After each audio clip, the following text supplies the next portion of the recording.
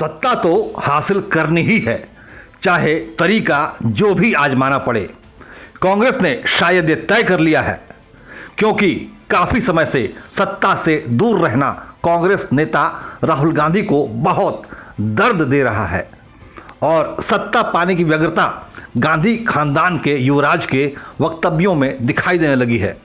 अब देखिए ना, जिन 5 राज्यों में विधानसभा के चुनाव हो रहे हैं, यानी मिजोरम, छत्तीसगढ़, मध्य प्रदेश, राजस्थान और तेलंगाना, इन 5 राज्यों में आदिवासी वोटरों की भारी संख्या है। इसीलिए राहुल गांधी आदिवासी मतदाताओं को लुभाने की हर संभव कोशिश कर रहे हैं।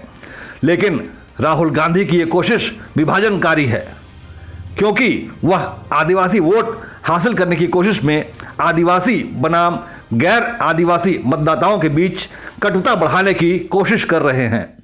जरा सुनिए राहुल गांधी का ये भाषण।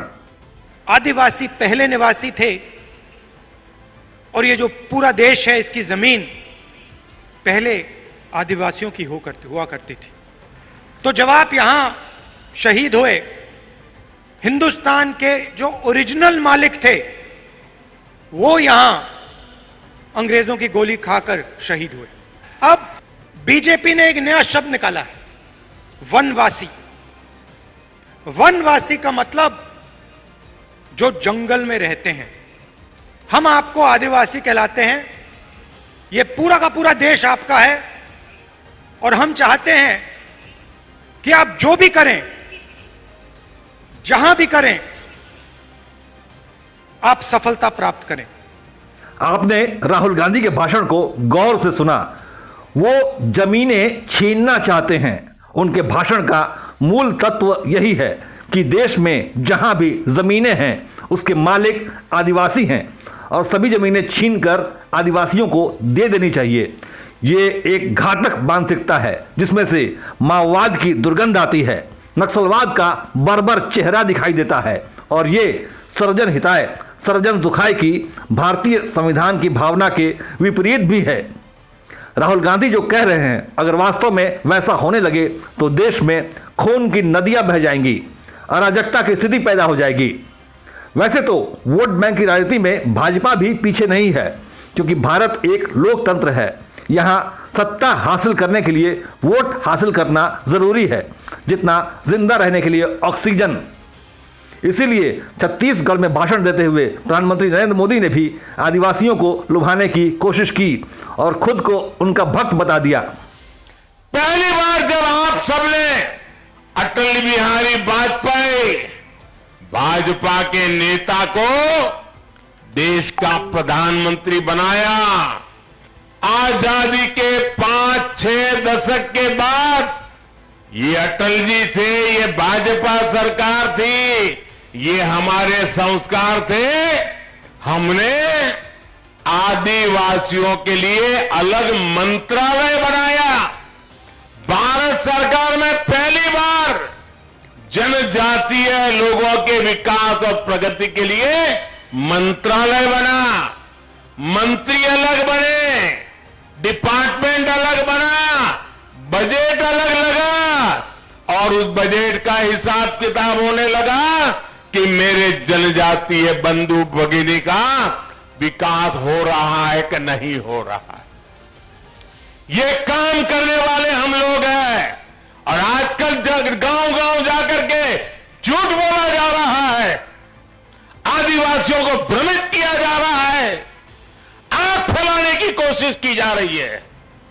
मेरे आदिवासी भाई बहन, पहले आपको अंधेरे में रख करके लूटा है, अब आपको गुमराह करके लूटने के खेल खेले जा रहे हैं।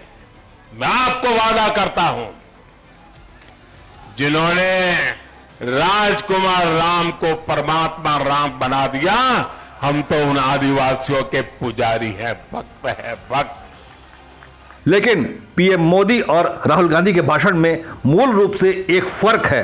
कांग्रेसी युवराज का भाषण विभाजनकारी है, जबकि प्रधानमंत्री का भाषण समावेशी है और भारत की आध्यात्मिक परंपरा से जुड़ा हुआ है। और यही फर्क कांग्रेस और भाजपा की नीतियों में भी दिखाई देता है। कांग्रेस जब सत्ता में आती है तो नक्सली, आतंकी, माओवादी मजबूत होने लगते हैं, देश में धमाके होते हैं, सुरक्षा बलों पर हमला होता है, समाज के अलग अलग तबकों के बीच मतभेद पैदा होने लगते हैं, धर्मांतरण माफिया सक्रिय हो जाता है। लेकिन जब भाजपा सत्ता में आती है तो आदिवासी कल्याण केंद्र बनते हैं, जनजातीय कला केंद्र तैयार किए जाते हैं, ट्राइबल आर्ट को ओवरसीज मार्केट तक पहुंचाया जाता है।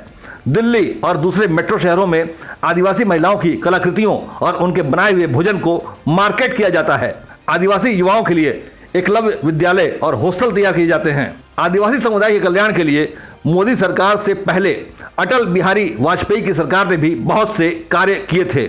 उनके लिए अलग से जनजातीय कल्याण मंत्रालय बनाया था। यहां तक कि जब भाजपा सत्ता में नहीं थी तब भी आदिवासी क्षेत्रों में धर्मांतरण माफिया की गतिविधियों को रोकने के लिए राष्ट्रीय स्वयंसेवक संघ के कार्यकर्ता जान की बाजी लगाकर वनवासी कल्याण केंद्र चलाते थे। आदिवासी बच्चों को शिक्षित करने के लिए एकल विद्यालय के प्रकल्प चलाए जाते थे। यह सब करते हुए पता नहीं कितने अनाम संघ स्वयंसेवकों ने अपने प्राणों की आहुति दे दी है, जिसका कोई हिसाब नहीं है। खुद गुजरात में भी वलसाड, नवसारी, डांग और भरूच जैसे आदिवासी इलाकों में विकास की गंगा बह रही है, जिसका नतीजा है कि वहां के आदिवासी कांग्रेस से मुंह मोड़ चुके हैं।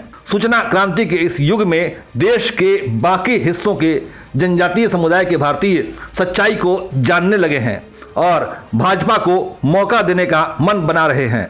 और यही बात राहुल गांधी को पच नहीं रही है और वो आदिवासी और गैर आदिवासी का खतरनाक कार्ड खेलकर एक और विभाजन की नींव डालने की कोशिश कर रहे हैं। लेकिन अब यह नेहरू इंदिरा युग का भारत नहीं है। सूचना क्रांति की तकनीक से लैस आज का भारत हर विभाजनकारी चाल को समझता है और अपने वोट से उसका जवाब देने की ताकत रखता है।